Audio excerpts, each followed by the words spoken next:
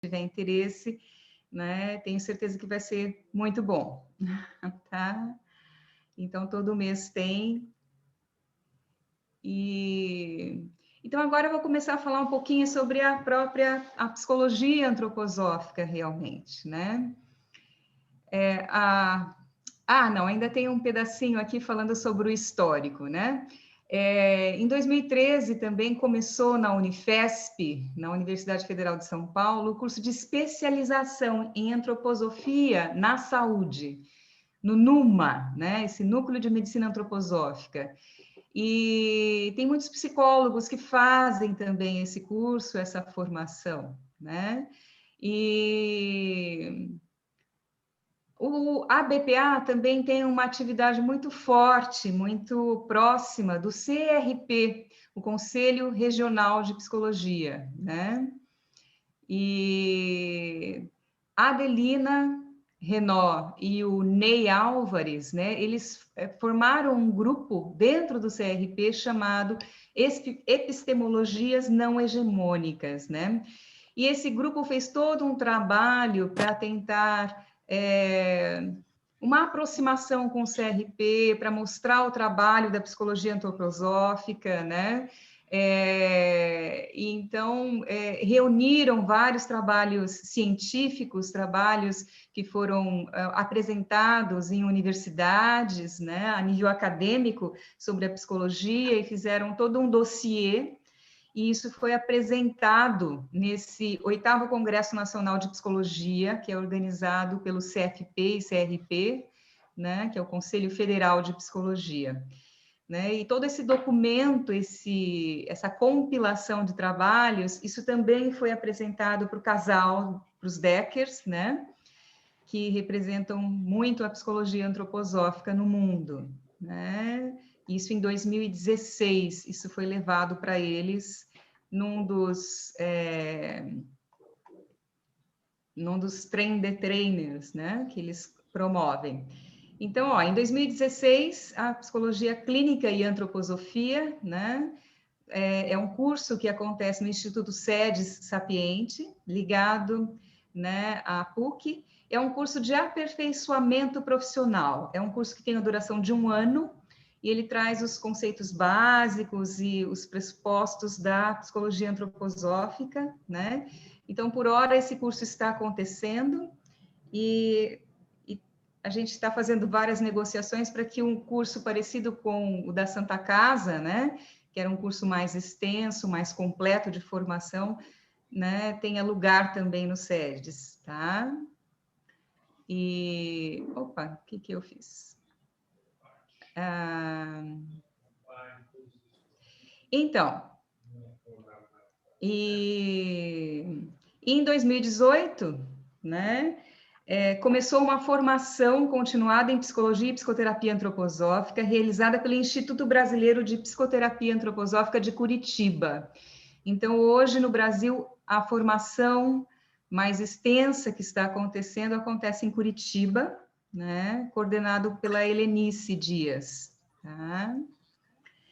E acontece também lá na Europa, coordenado pelo casal, a Henriette e o Ad Deckers, esse Train the Trainers, que é uma formação de formadores, né, para psicólogos que já têm uma formação, que já fizeram cursos com os Deckers, mas eles são treinados para depois oferecerem cursos também para outros psicólogos. E tem alguns brasileiros que participam dessas formações, né? Um deles é a Patrícia Botelho, a Adelina Renault, né? A Helenice Dias, né? Tem algumas pessoas que participam.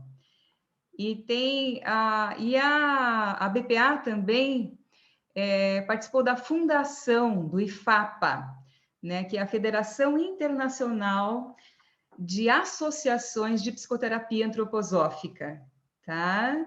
Então, a BPA é representada lá pela Patrícia Botelho, né? Os brasileiros estão representados lá no IFAPA, e hoje já existe esta federação internacional, né? Então, Uma das primeiras associações que foi fundada foi justamente a BPA, aqui do Brasil, né? Então, até o nosso estatuto, ele serve de referência, serviu de referência para muitas outras associações que foram sendo fundadas na sequência. Tá? Então, a psicoterapia antroposófica, né, ela, na verdade, ela foi desenvolvida após a morte do Rudolf Steiner, né, principalmente na década de 30.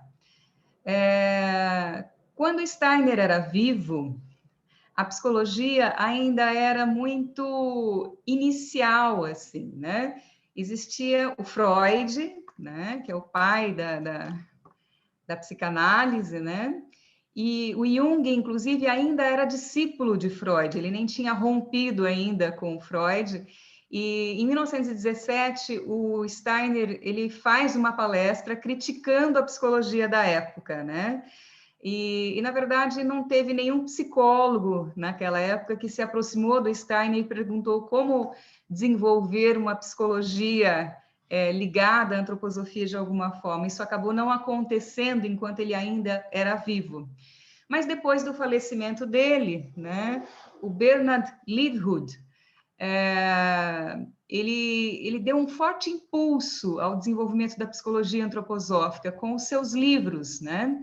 Fases da Vida, Crises e Desenvolvimento da Individualidade e O Homem no Limiar. Tá? E eu mencionei já para vocês, né, que o casal, Adi e Henriette, eles trabalhavam juntos com Bernard Leavenworth, né? Então, ele teve um papel importantíssimo no desenvolvimento da psicologia antroposófica, né? E a concepção antroposófica da psicoterapia, ela tem como base a salutogênese. Então, existe uma imagem do desenvolvimento saudável do ser humano, né?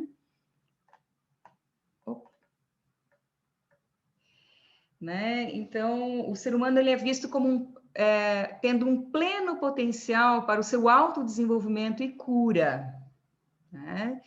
Então, existe um potencial de sabedoria e autossuperação, esse eu superior, né, que está presente em cada um de nós, de alguma forma, né?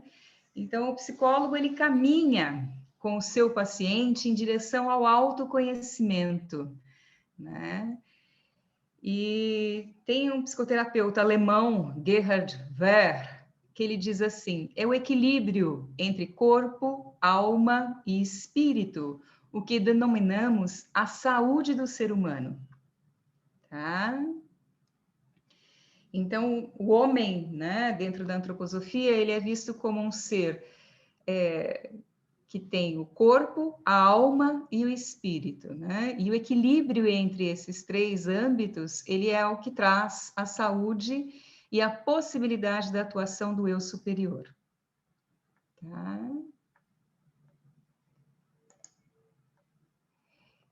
Então, se a gente olha para a psicologia antroposófica, existe uma concepção de homem e de mundo, né? Então, uma teoria do desenvolvimento antroposófico, né? Então, é possível um diagnóstico, né? E esse diagnóstico ele tem a ver com essa anamnese, com essa queixa, esse relato desse sofrimento psíquico ou anímico, né? É interessante a gente lembrar que ânima significa alma em latim, assim como psique também significa alma, só que em grego, né? Então, sofrimento anímico ou psíquico, né? Então, e a metodologia é a metodologia fenomenológica de Goethe. Então, existe um prognóstico e um tratamento, né? E assim, como psicólogos, a gente tem como base, né, o DSM-5, que é o Manual de Diagnóstico e Estatístico, né, de transtornos mentais. Então, o William Bento, que é um psicólogo americano, né, ele fez um trabalho muito importante nesse livro aqui, Transtornos Mentais, né, um olhar da psicologia antroposófica, onde ele pega os transtornos mentais, né, as dissociações, esses adoecimentos psíquicos, onde o eu está afastado, não está atuante, né, e ele comparou a descrição do DSM-5 e teve uma leitura antroposófica para isso, tá? Nesse livro aqui, um livro super importante. Então, William Bento fez um trabalho importantíssimo para a psicologia antroposófica, fazendo essa relação e essa leitura, né, dos adoecimentos psíquicos com essa visão antroposófica. Tá? E assim, o tratamento, né, ele ainda é bastante heterogêneo. Então, assim, os psicólogos que compartilham dessa visão de homem e de mundo da antroposofia, eles ainda atuam de uma forma bem particular, cada um tem a sua formação enquanto psicólogo e tem algumas técnicas que utiliza, você conversa com uma pessoa, com outro, cada um tem técnicas diferentes de atuação. No entanto, aqui o Ad Decker, né, ele escreveu esse livro aqui, né, Psicoterapia da Dignidade Humana, onde ele descreve vários exercícios, né?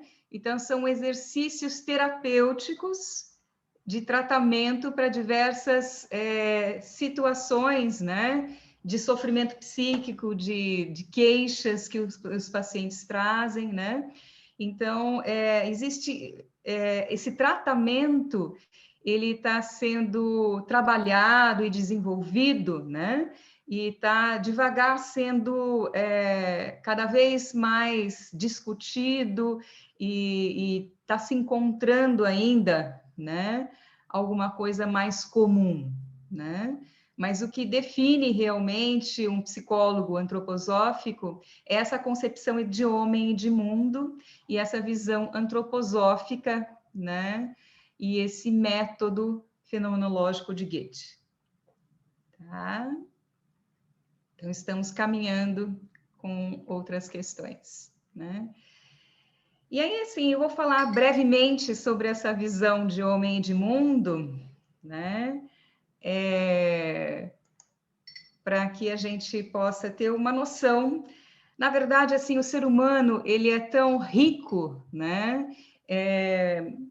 E tem tantas possibilidades, sejam, né, tanta a individualidade humana, ela é tão interessante, a gente não encontra um único ser humano igual ao outro, né? Então, a gente faz cursos inteiros, formações inteiras para falar sobre todas essas questões.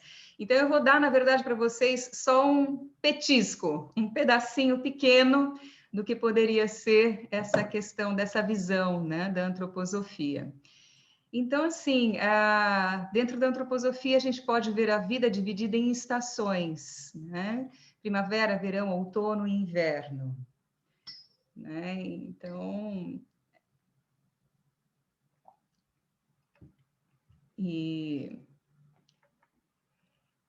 essa imagem, né, é uma imagem muito conhecida de quem já está dentro da antroposofia há bastante tempo, mas só para a gente se colocar um pouquinho no mesmo lugar, né? Então, o movimento físico e o desenvolvimento, o ciclo espiritual do desenvolvimento, né? E esse caminho de vida, esse caminho que é individual e único, que cada um percorre por si. Então, existe aí uma questão do desenvolvimento que ele é filogenético, que todos nós seguimos esse desenvolvimento físico, né? Mas tem aí o ciclo espiritual do desenvolvimento e o caminho particular individual de cada um de nós, né? E esse caminho individual e particular, ele é permeado por uma série de pelo local geográfico onde a pessoa nasce, pela história familiar, né, do núcleo familiar onde ela é inserida ao nascer, né? Então, assim, por questões transgeracionais que estão presentes, né? às vezes podem ser doenças que percorrem, que estão presentes há várias gerações naquela família, podem ser, às vezes, segredos familiares, né? E tudo isso traz um palco, né? Traz uma situação, uma base, que traz oportunidades e desafios, sempre, né? Mas que traz uma cor, um sentido para aquela encarnação, para aquela vida, né? Que vai se desenvolver. Então, assim, de 0 a 21 anos, né, o desenvolvimento físico acontece, é a primavera da vida, né? Aos 21 anos, o desenvolvimento físico, ele cessa, ele termina, ele se conclui, né? Então, essa é a primavera da vida, realmente, né? Onde,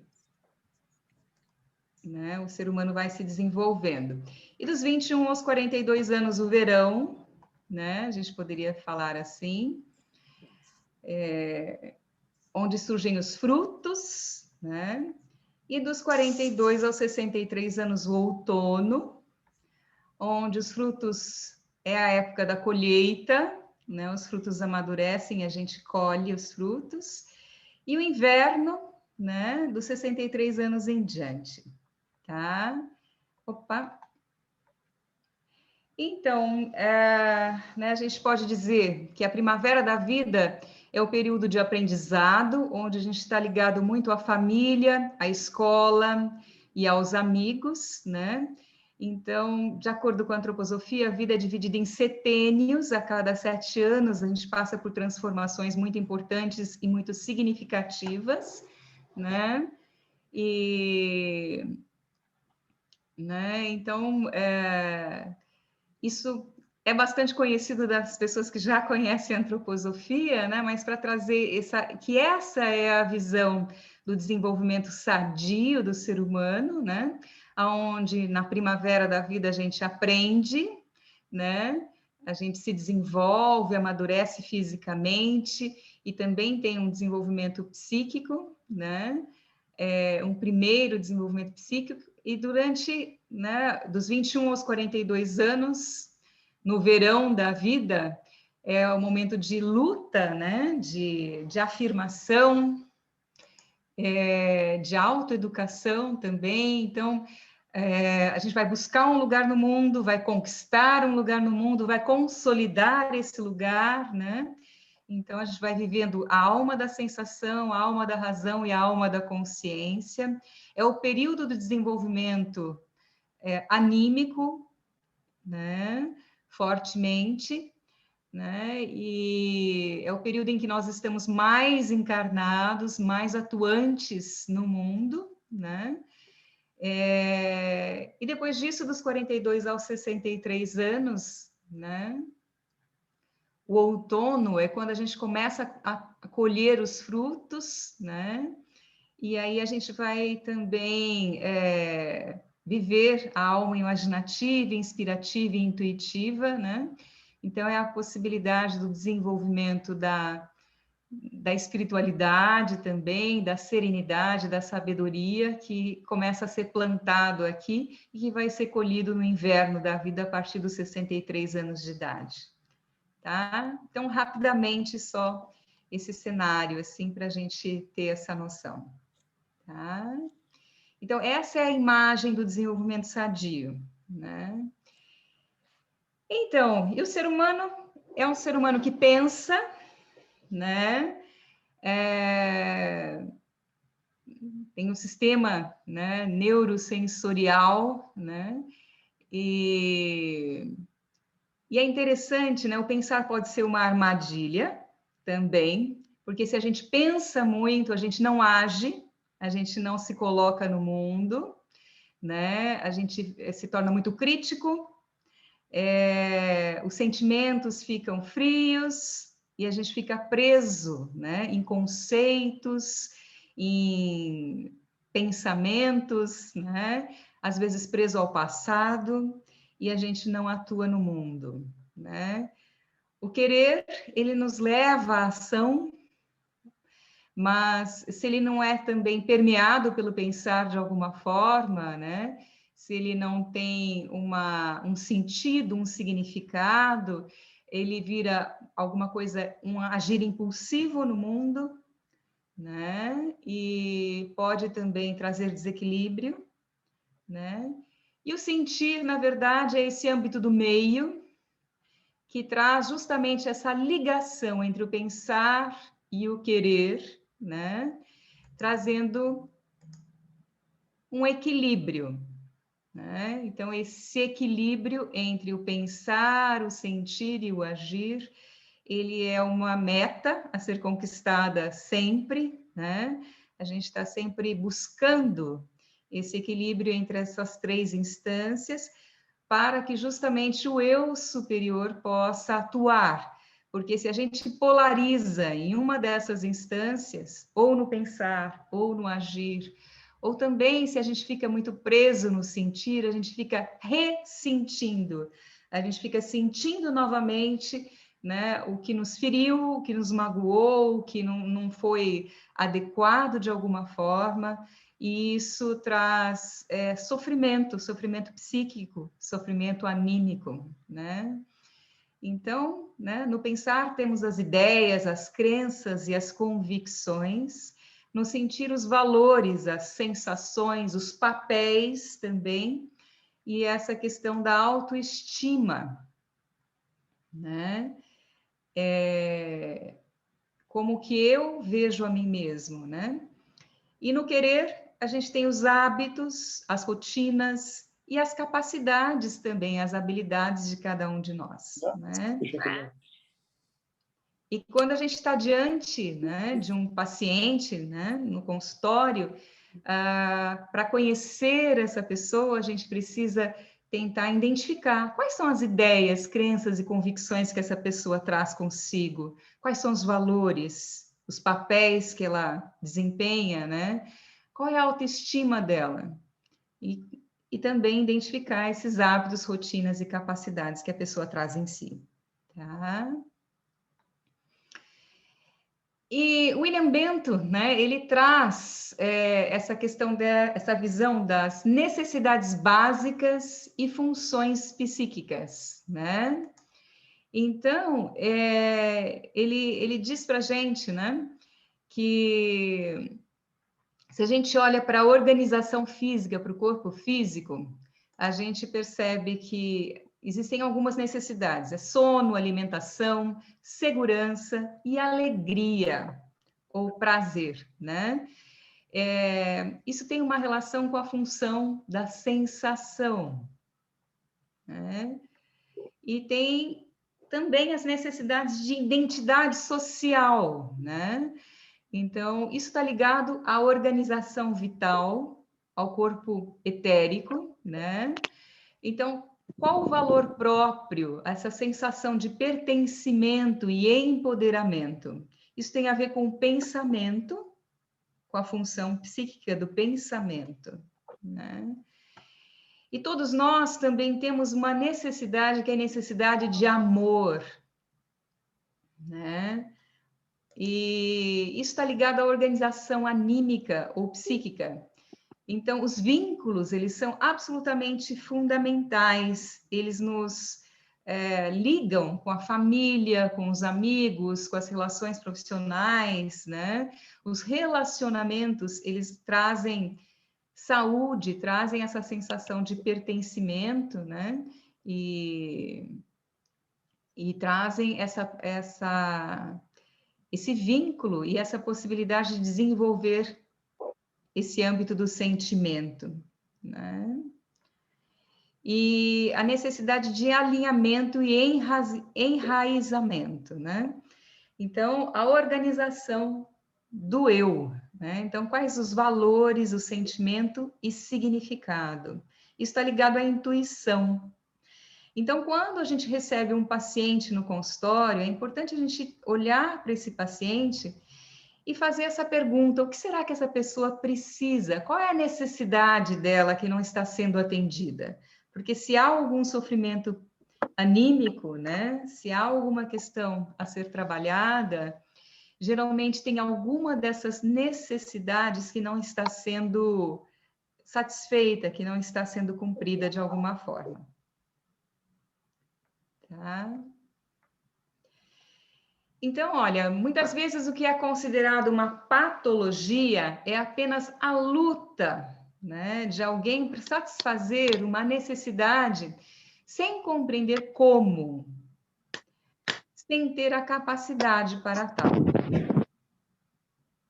né? E essa é a pergunta que a gente deve fazer para os nossos pacientes. O que você necessita? Não que a gente vá fazer necessariamente essa pergunta diretamente para ele, né? Mas a gente vai buscar responder essa pergunta. Muitas vezes, se você faz essa pergunta diretamente para o paciente, às vezes ele não tem a resposta, ele não consegue nem identificar realmente de onde vem o seu sofrimento, o que ele realmente precisa ou não, o que o aflige, né?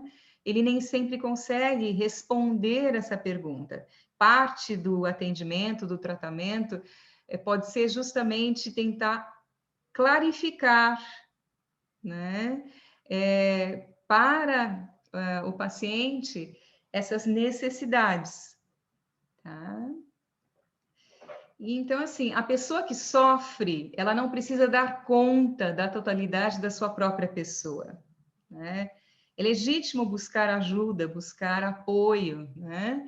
Para conseguir compreender a si mesmo e encontrar um novo equilíbrio entre esse pensar, né?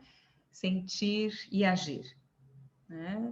A sabedoria versus a ignorância, né? Sabedoria como princípio da bondade e o mal como um resultado da ignorância, não ter sabedoria para discernir.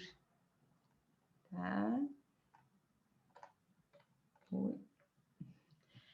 Então, ó, a maior parte dos obstáculos com os quais nos deparamos diante do destino vem de dentro de nós. Então, são as nossas próprias sombras, os nossos próprios sósias, são os pontos cegos, aquilo que a gente não enxerga em nós mesmos, aquilo que a gente não consegue identificar, né, e que nos causa muito sofrimento. Tá? E o Gerhard Wehr, ele diz assim, ó, a atividade prática dos psicoterapeutas antroposóficos se apoia em 2 pontos principais. O primeiro situa-se no campo do relacionamento que nasce do encontro pessoal com o paciente. É o encontro de 2 eus, né? O encontro humano, ele é fundamental, né, para a busca da saúde, do equilíbrio, né? A gente já viu lá atrás que uma das necessidades básicas do ser humano é a necessidade de amor, de afeto, de vínculo, né? E o segundo ponto vive no próprio terapeuta e apela à vontade de progredir em seu autodesenvolvimento.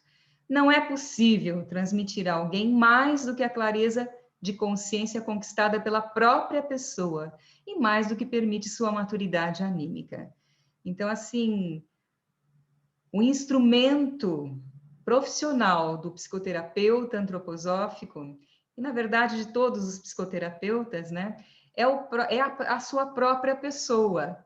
Então, o compromisso com o seu próprio autodesenvolvimento é um compromisso muito grande. Então, é muito importante meditar, né? Faz parte do trabalho do psicoterapeuta antroposófico meditar sobre o seu paciente, né? E para conseguir encontrar realmente qual o caminho terapêutico, né? Existe um trabalho de dedicação e de autoconhecimento também. Então, e o Steiner ele diz assim: a cura nunca será completa sem a habilidade da alma de experimentar o sacramento da comunhão com os outros. Então, o encontro com o outro, né? Ele deve ser um encontro de comunhão realmente.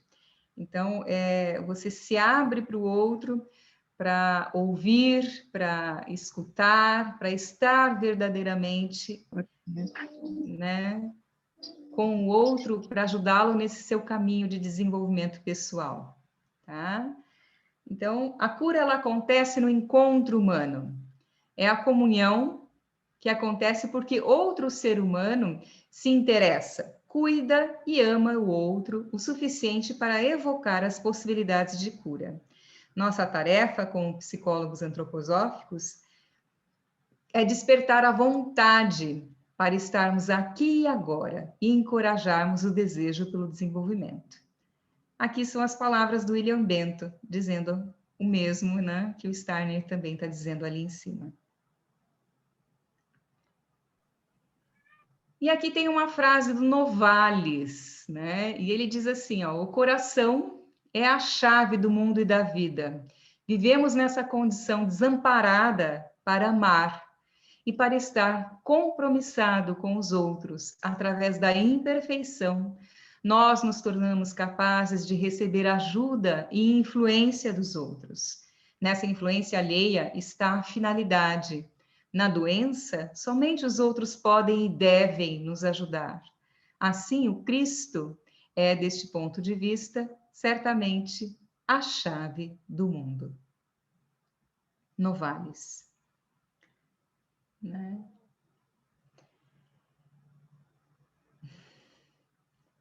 Então, e nós da BPA estamos aqui fazendo uma parceria, né, com a Faculdade Rudolf Steiner. Nós estamos fazendo um cadastro dos psicólogos antroposóficos que queiram oferecer o seu trabalho, né, por um valor social, né, porque nós entendemos também o quanto é importante, não só para o psicólogo, mas para todo e qualquer profissional que atua com os outros, com o ser humano, né? Os profissionais que trabalham na área da saúde, na área da educação, acaba sendo quase uma indicação, né? Indicação de psicologia antroposófica, né? De você fazer um trabalho de autodesenvolvimento, de conhecimento de si mesmo, né? Para você poder atuar profissionalmente de uma forma adequada, de uma forma boa, né? Quando você se conhece bem, você não se mistura realmente com o outro que você está atendendo, que está diante de você, você não projeta as suas questões no outro, né? E você consegue atuar de uma forma terapêutica muito melhor. Então, é por isso que a gente está fazendo essa parceria, né, para poder oferecer esse apoio aos alunos da Faculdade Rudolf Steiner, que compartilham também da mesma visão antroposófica de homem e de mundo que nós, da BPA, né, da Psicologia Antroposófica. Então, era isso que eu tinha para dizer para vocês hoje, né?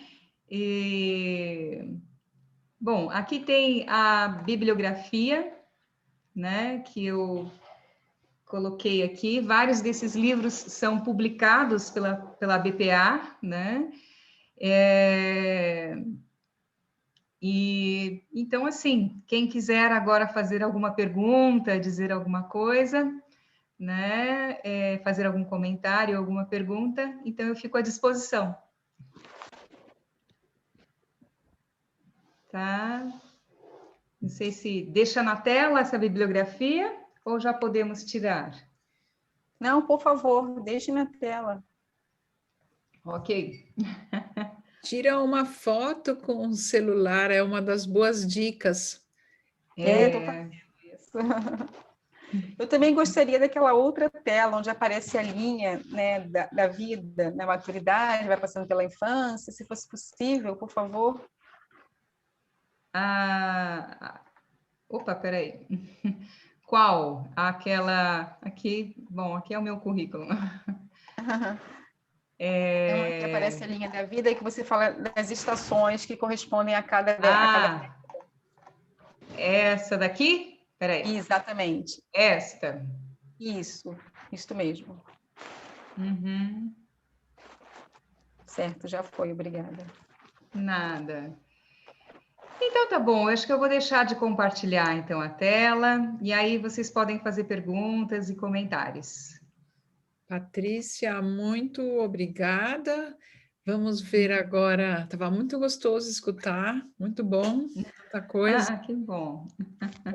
Esse caminho histórico também eu não tinha conhecimento. Aqui tem vários elogios também para você. Ah, que Excelente também saber bom. da parceria da BPA e da faculdade. Parabéns a todos. Patrícia, você Uhum. poderia fazer um paralelo entre a psicologia antroposófica e o aconselhamento biográfico? É uma pergunta que surge aqui. Tá. Então, o aconselhamento biográfico, ele fala sobre o desenvolvimento dessa linha, né, da vida, essa visão do desenvolvimento que é saudável, digamos assim. A psicologia antroposófica trata de situações de dissociação, quando o eu se afasta, né, realmente, né? E aí você também precisa tratar, aí já é um tratamento né, que muitas vezes até você precisa de um médico junto, né? Então a psicologia ela vai tratar também, ela pode tratar desse desenvolvimento do indivíduo, né? Esse é o papel da psicologia também. Mas além disso, ela trata de questões psíquicas mais graves, de um adoecimento psíquico mais intenso também, né? O aconselhamento biográfico, ele vai tratar do desenvolvimento da individuação do ser, dele se conhecer, desse autoconhecimento. Mas a psicologia antroposófica tem um outro papel, né, que é para tratar também dos adoecimentos psíquicos, né, e quando o eu está afastado, né, de alguma forma. Obrigada, Patrícia.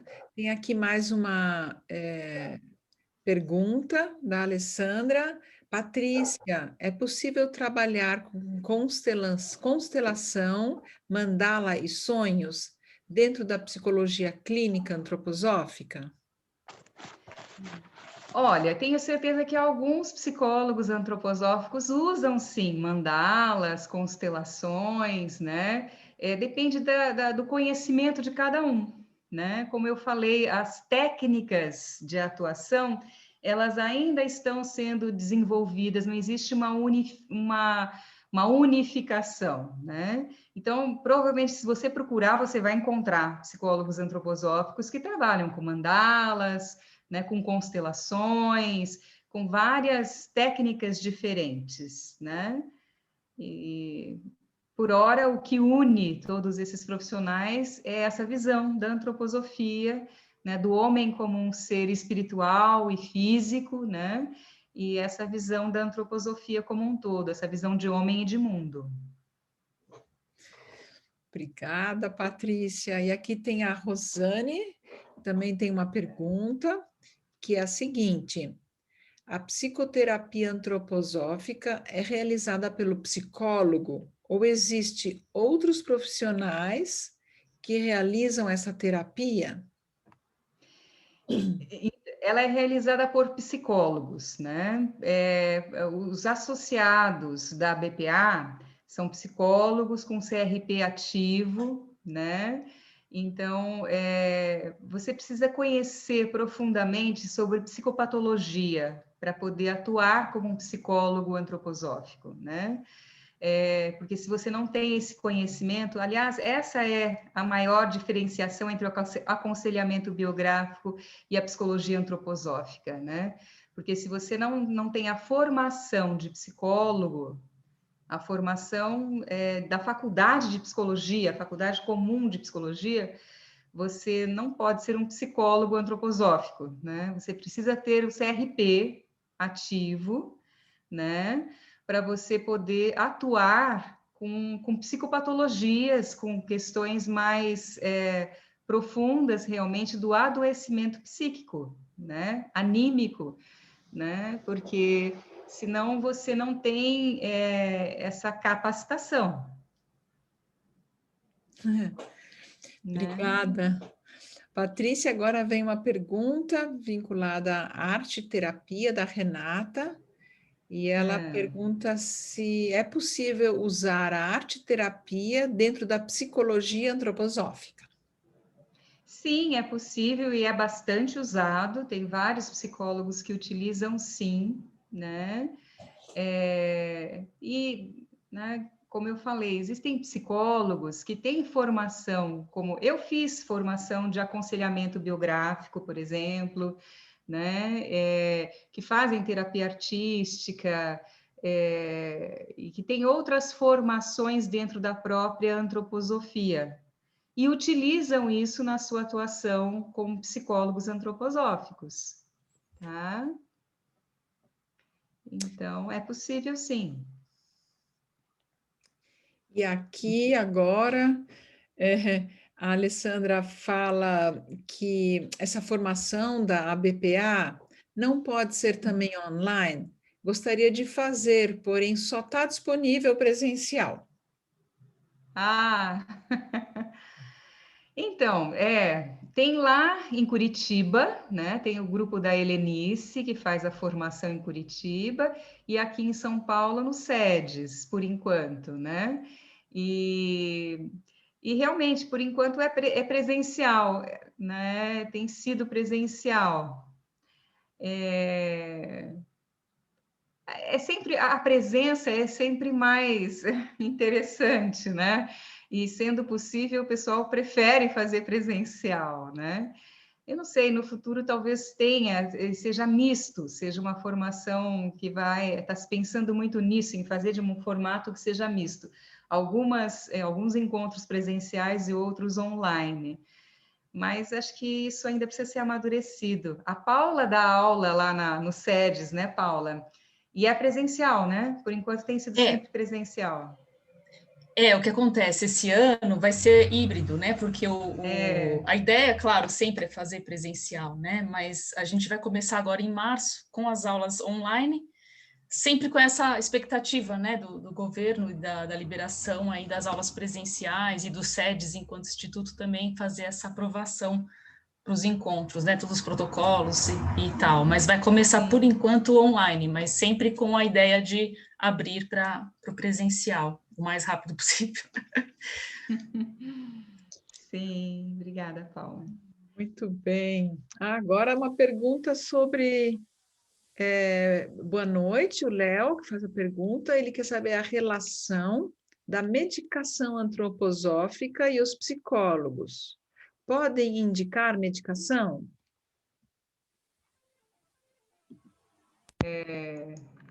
Não, né? O psicólogo, ele não tem, ele não pode indicar medicação, tá? Mas nós, muitas vezes, a gente indica o médico antroposófico, né? E trabalha em conjunto com os médicos, né? Porque certamente a medicação antroposófica ela pode ajudar bastante, né, nas questões anímicas, e essa parceria várias vezes é feita, tá? Então, até é curioso, porque muitas pessoas acreditam que o médico é que indica para o psicólogo, mas, na verdade, várias vezes é o psicólogo que indica para o médico, né? Isso é o mais comum, né? É bem comum, né? O psicólogo indicar para o médico antroposófico, né? Porque a medicação antroposófica ela é maravilhosa, ela ajuda muito em várias questões, né? E é muito útil realmente, né? Poder contar com um médico, né? E em diversas situações. Então, assim, é muito comum o psicólogo antroposófico evitar medicações alopatas, né?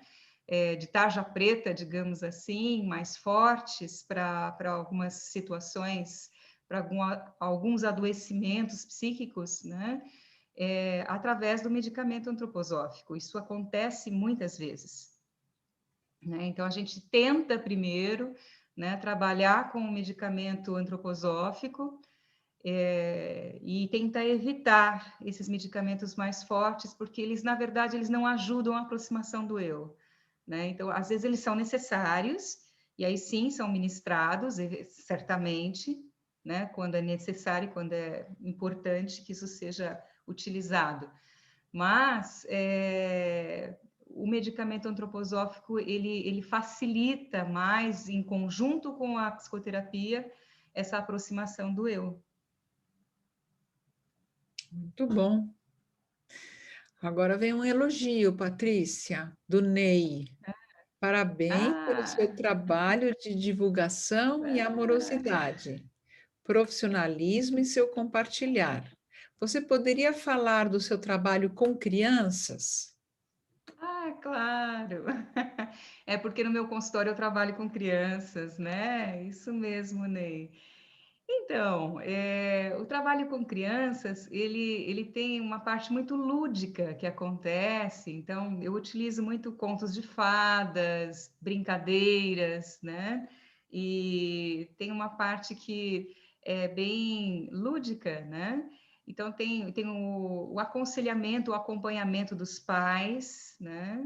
Ele é imprescindível para o atendimento das crianças, né? Mas, assim, com as crianças tem muito uma escuta realmente dessas crianças, uma observação desse brincar, né?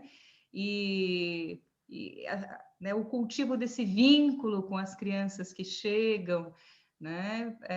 E isso... né? E as orientações que são feitas para os pais também, isso ajuda muito, porque assim é muito comum os pais fazerem projeções em relação aos seus filhos, né? Terem expectativas que às vezes não se cumprem exatamente como eles gostariam, né? E a grande maioria dos pais, na verdade, não conhece sobre desenvolvimento infantil e tem muitas dúvidas sobre como tratar os seus próprios filhos, né? Como conduzir situações, como lidar com o temperamento do filho, né?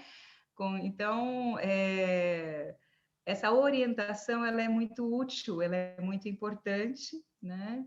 E, na verdade, as crianças, a gente trabalha muito com elas, buscando que elas se expressem, que elas mostrem quem elas são, né? Que a gente possa enxergar realmente tudo aquilo que elas trazem, todo o potencial que elas têm a ser desenvolvido, né? Então, vai mais ou menos por esse caminho o atendimento de crianças. Obrigada pela pergunta, Ney. Né? As perguntas estão chovendo aqui. Tem uma muito interessante também do João, que ele coloca se existem comentários de Rudolf Steiner sobre a psicanálise. Existem, né, sobre a psicanálise, mas assim, em 1917 ele tem uma palestra que ele deu fazendo críticas à psicanálise, mas acontece que a psicanálise que ele estava criticando naquele momento era uma psicanálise ainda no começo, né, a psicanálise freudiana. O Freud, ele fez todo o construto teórico dele de acordo com as pacientes que ele recebia, e eram mulheres e jovens, né? Então, ele não tinha essa visão do desenvolvimento humano como um todo, né? Essa visão espiritual do ser humano. Então, ele fazia uma psicoterapia que era bastante materialista, né? Naquele período, principalmente. Hoje a psicanálise evoluiu muito, mudou bastante. Talvez seja até injusto a gente se referir a essa palestra, a esse comentário do Steiner lá atrás, né? Mas, assim, e até mesmo o Jung era discípulo do Freud, e ele não havia rompido ainda com Freud, porque até mesmo assim, o que se aproxima mais da psicoterapia antroposófica é o Jung, né? A psicanálise do Jung, porque o Jung ele fala da individuação, né? E essa individuação é muito similar ao que a gente faz na psicoterapia antroposófica, né? A gente vai buscando para que o indivíduo conheça a si mesmo, para que ele busque o seu desenvolvimento, para que o eu atue fortemente através dele, que ele consiga entrar em contato com esse eu, né, e permitir a atuação desse eu, né? E a individuação do Jung, ela vai também nesse mesmo caminho, de uma forma muito similar. Então, assim, tem vários psicólogos antroposóficos que têm formação junguiana, né? Eu sou uma delas. A minha formação também é junguiana, né? E assim, o Jung e as técnicas, né, de psicoterapia junguiana, elas são muito úteis ao psicólogo antroposófico, né? Então, trazem um arcabouço teórico muito coerente, né? E muito, que sustenta muito a atuação, né, no consultório. Então, o Jung, ele fez todo um desenvolvimento depois do falecimento do Steiner, né, da psicologia analítica, que é muito rico, né, que é muito interessante e que se aproxima muito da antroposofia. Tá? Continuando a pergunta, desculpa interromper, mas existem comentários do Jung sobre a antroposofia? Ele fez esse paralelo? Não. O Jung, quando ele rompe com Freud, ele se isola, né? E ele vai desenvolvendo toda a teoria dele muito muito sozinho também, muito dentro de si mesmo, né? E ele nunca, eu não sei de nenhuma, não sei se alguém, talvez o Ney saiba dizer mais alguma coisa a respeito disso, mas que eu saiba, não, o Jung nunca se aproximou do Steiner e não teve uma relação próxima com ele, não. Mas toda a visão junguiana sobre o inconsciente coletivo, sobre os arquétipos, né? Isso é muito coerente com a antroposofia, tá? Então, tem muitas similaridades, né? Ele permite, né, a gente compreender muito da psique humana, né, do adoecimento anímico, de várias, né, porque ele vai muito por esse caminho imaginativo, intuitivo, né, e que é o que a antroposofia propõe, né? Muito interessante, Patrícia. Talvez ainda uma última aqui, onde a pergunta é se a psicopedagogia também pode ser utilizada. Sim, também pode ser um instrumento, né, psicoterapêutico para um psicólogo antroposófico, né? É interessante porque assim a pedagogia Waldorf, ela tem um papel que é muito salutogênico, né? Ela traz saúde realmente, mas ela atua com grupos, né? E o psicoterapeuta antroposófico, ele vai atuar com o indivíduo. Então, assim, muitas das questões, elas podem ser trabalhadas dentro da pedagogia Waldorf e podem ser sanadas realmente com né, com a pedagogia Waldorf, que é tão rica e tão interessante, tão maravilhosa, né? Então, a pedagogia Waldorf em si, ela é salutogênica, ela traz saúde, né? Mas muitas vezes algumas crianças elas precisam de um atendimento mais pessoal, mais individualizado, de um acompanhamento mais próximo, né? Porque assim as crianças elas nunca param de nos surpreender, né? A gente tem sempre questões de época, né? E a cada época surgem questões novas, outros adoecimentos, outros desafios, né? E tem sempre questões kármicas, né? Questões daquele núcleo familiar, né? Questões que são específicas daquela criança, que às vezes não é possível tratar no âmbito pedagógico. Às vezes mas às vezes não. Às vezes é necessário um apoio extra, né? Um apoio psicoterápico, realmente, para poder conduzir, para poder ajudar no processo de cura dessa criança, né, de transformação das questões que ela traz. Obrigada, Patrícia. Vou tirar uma lasquinha agora para a gente da faculdade. Eu coloquei no chat, nós estamos lançando um curso de especialização em psicopedagogia, ampliado pela antroposofia, começando em abril. Eu coloquei o link ali para o nosso site, tá? Vocês podem dar uma olhadinha.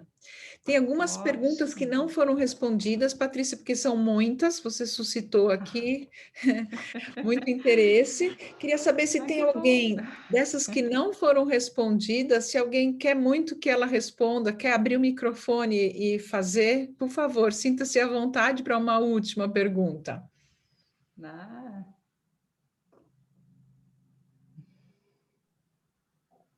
Aqui, já que ninguém vai perguntar, Fala, eu fiz uma pergunta aqui, porque ela falou que bebe muito na psicanálise junguiana, e eu fiquei pensando se também não bebia da psicologia humanista.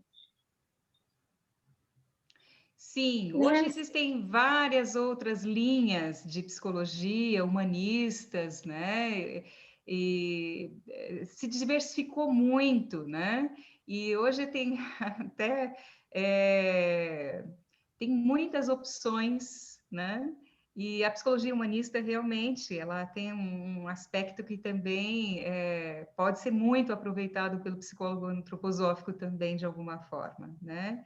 Então hoje existe uma diversidade muito grande, uma compreensão muito maior e mais profunda do ser humano, né? Porque o objeto da psicologia, seja ela qual for, qual linha psicológica seja, né, é o ser humano. E quanto mais se estuda o ser humano, quanto mais se conhece o ser humano, mais essa ciência se torna mais profunda, mais inteira, né? Então, existem hoje outras linhas de psicologia que também podem ser estudadas com propriedade e podem ser úteis também. É porque assim, tem essas linhas ficam muito à margem, né? Fica uma coisa muito... Quem gosta e considera sabe da importância, mas é igual a pedagogia Waldorf, né? Quem faz pedagogia às vezes nem sabe o que é pedagogia Waldorf. Então ficam coisas muito valiosas não consideradas, né? Hoje em dia, assim, é interessante, a gente está hoje num mundo onde a diversidade é o tom, né? E a gente tem, assim, muitas psicologias diferentes, muitas linhas diferentes, né? E hoje o nosso grande desafio é fazer escolhas, né? A gente tem uma diversidade imensa, seja, né, de pedagogias, de psicologias, de epistemologias, né? A gente tem várias opções no mundo, né? E a gente tem que fazer as nossas escolhas, né?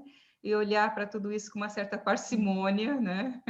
E ver o que realmente tem fundamento, tem estrutura, tem, sabe, construto teórico de peso, né? Que pode ser olhado e aproveitado ou não, né?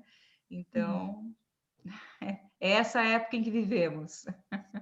Isso, obrigada. Nada. Patrícia, eu acho que nós agradecemos, não tenho certeza, que nós agradecemos muito a sua presença, a sua explanação, foi muito rico, muito bonito, muito interessante. Acho que para todos nós, a gente sai daqui enriquecido. Peço desculpas pelas perguntas não respondidas. Tem uma pergunta também relativa aí ao aconselhamento biográfico, que seria, eu acho que dá para também olhar na internet, fica bem claro isso, é muito interessante.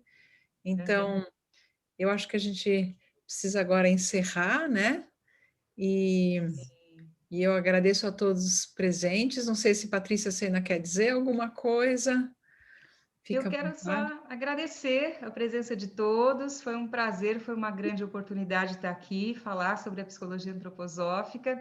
Se as perguntas que ficaram, Melanie, se depois você quiser me enviar também, me interessa, não sei se as pessoas depois quiserem entrar em contato comigo e conversarem também, fico à disposição, né? Eu acho que você acabou não pondo o seu contato, Patrícia. Você voltou no Ah, slide não na hora que pus. você ia pôr. Você quer pôr no chat, Patrícia, ou você quer me ditar?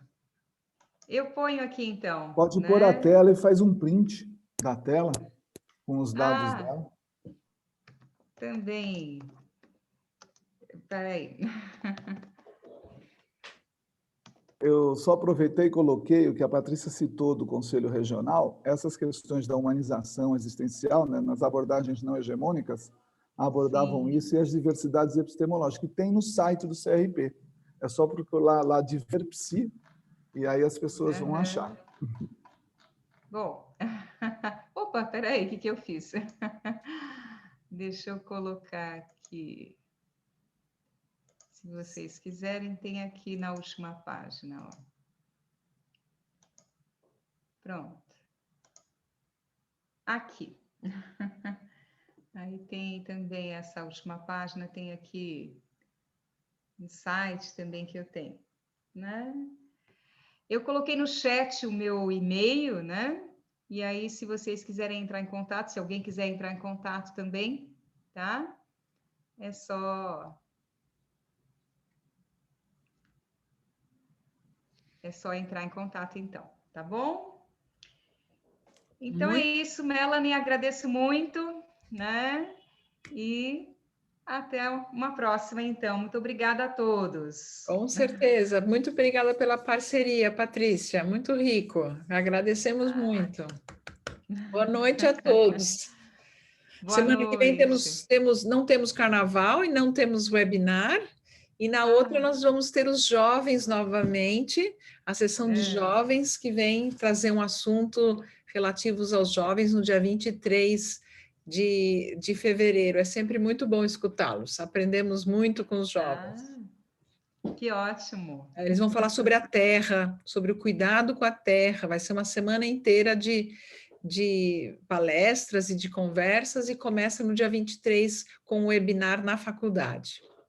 É um encontro do centro acadêmico da faculdade com a revista Planetária e com os jovens da seção de jovens da Sociedade Antroposófica. Então, sejam todos convidados. Boa noite. Boa noite, boa noite. Boa noite, Paula. Boa noite, Ney. Boa noite, Paula. Boa noite. Boa noite, Melanie. Boa noite, Patrícia. Gratidão. Até mais.